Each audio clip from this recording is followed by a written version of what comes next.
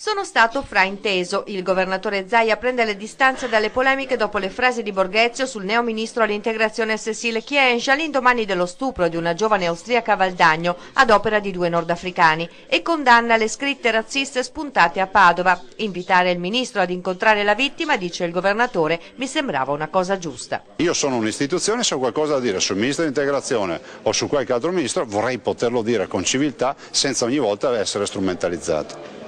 Quindi benvenuta alla Kyenge in Veneto. Ma benvenuta lei, benvenuti tutti i ministri di questo governo, compreso il Presidente del Consiglio, anche perché quando vengono qui saranno ospitati con i massimi onori e andranno a casa con la lista della spesa.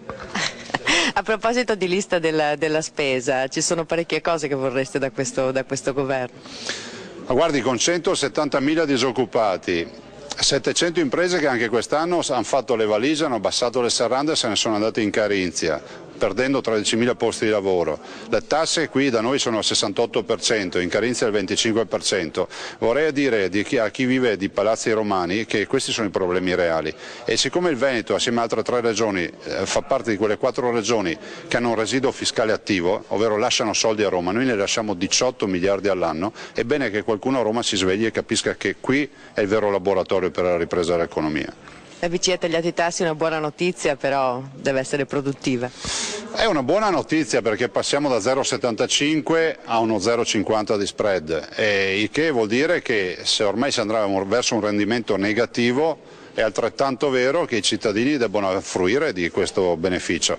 Non vorrei che ci fosse sempre l'intermediario banca che fa sì che hai soldi a poco costo dalla BCE, dalla Banca Centrale Europea, e poi li gira il cittadino magari guadagnandoci un po' troppo sopra. È già accaduto quando la BCE ha immesso sul mercato veramente sbagliate miliardi di euro qualche mese fa per i prestiti a breve, io spero non accada ora. Avete argomenti per convincerli o è solo un monito?